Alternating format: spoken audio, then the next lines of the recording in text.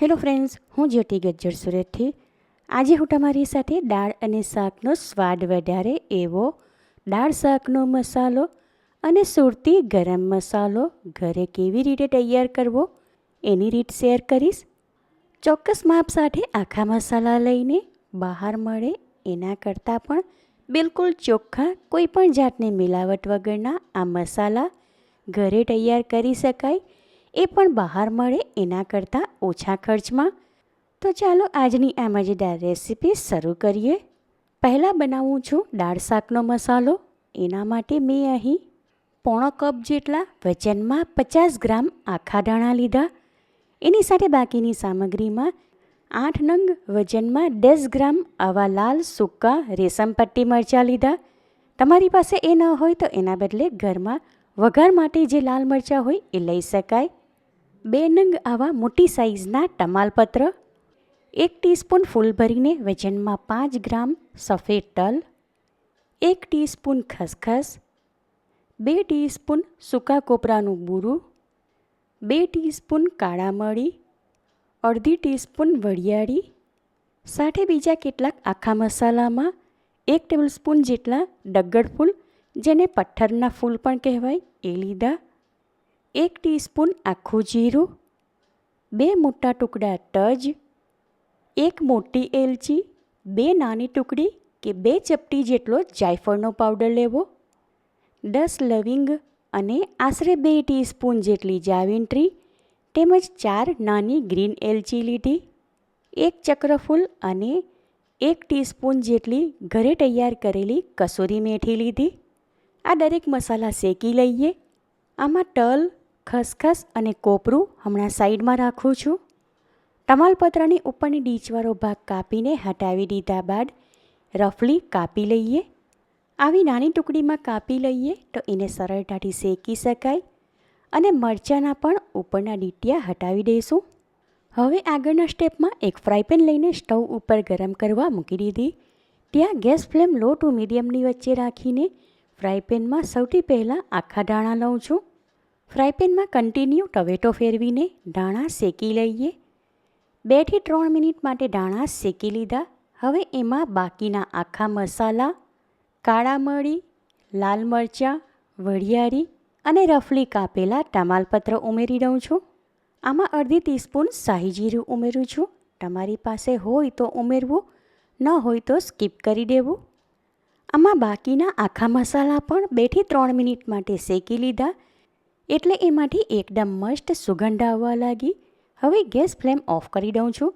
ત્યાર પછી શેકેલા મસાલા ફ્રાયપેનમાંથી આ થાળીમાં કાઢી લઉં છું, એટલે જલ્દી ઠંડા થઈ જાય.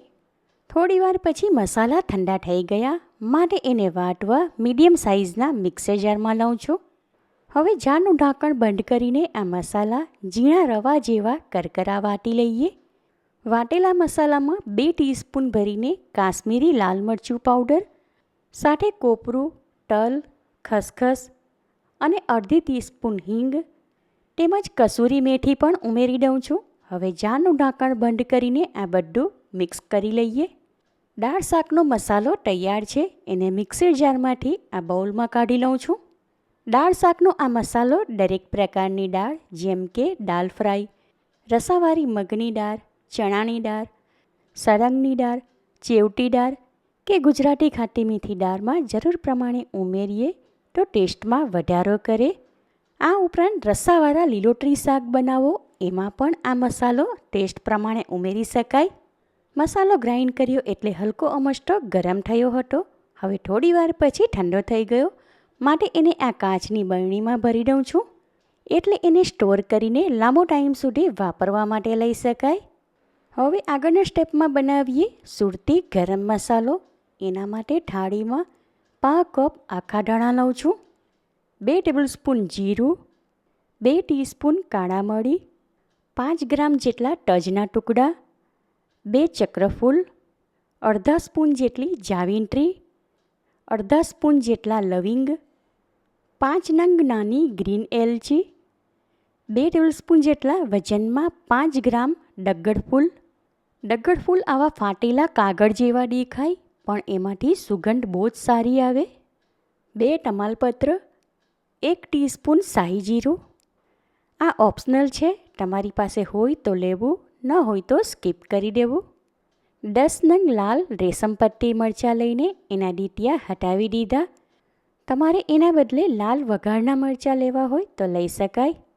આ દરેક આખા મસાલા શેકીએ એ પહેલાં આમાં તમાલપત્રને રફલી કાપી લઈએ.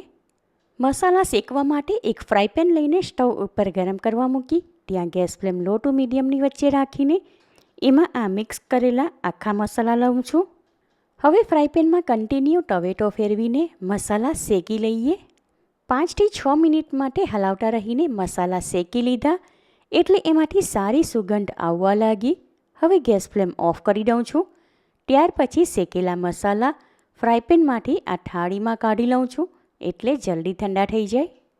થોડી વાર પછી મસાલા ઠંડા થઈ ગયા માટે એને વાટવા આ મીડિયમ સાઇઝના મિક્સર જારમાં લઉં છું. હવે જારનું ઢાંકણ બંધ કરીને મસાલા ઝીણા રવા જેવા કરકરા વાટી લઈએ. ગરમ મસાલો તૈયાર છે, એને મિક્સર જારમાંથી આ બાઉલમાં કાઢી લઉં છું. દરેક પ્રકારના ગુજરાતી રસાવાળા શાક અને પંજાબી શાકનો સ્વાદ વધારે એવો આ ગરમ મસાલો તૈયાર છે. ગરમ મસાલો કાચની એરટાઇટ જારમાં ભરી દઉં છું એટલે લાંબો ટાઈમ સુધી સ્ટોર કરીને વાપરવા માટે લઈ શકાય. સુરતી ગરમ મસાલો અને દાળ શાકનો મસાલો આમ ઓછા ખર્ચમાં ઘરે જ તૈયાર કરી શકાય અને એકવાર તૈયાર કરીને એરટાઇટ જારમાં સ્ટોર કરી દઈએ તો લાંબો ટાઈમ સુધી વાપરવા માટે લઈ શકાય, બિલકુલ ખરાબ ન થાય.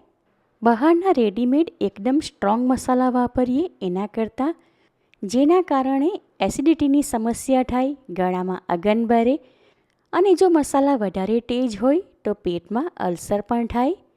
એવા મસાલા વાપરવા કરતાં તો આ રીતને ફોલો કરીને જો ઘરે જ મસાલા તૈયાર કરવામાં આવે તો હેલ્થને નુકસાન પણ ન કરે. તમને મારી આ રીત કેવી લાગી એ કમેન્ટ કરીને જણાવો અને જો આ વિડીયો પસંદ આવ્યો હોય તો લાઈક કરીને વધારેમાં વધારે શેર કરો. ચેનલ પર નવા હો તો સબસ્ક્રાઈબ કરીને બાજુમાં આપેલા બેલ આઇકન પર ક્લિક કરો એટલે આવનાર દરેક નવી રેસિપીઓની જાણકારી તમને મળતી રહે. ફરી મળીશું એક નવી રેસિપી સાથે. Eat healthy and stay healthy.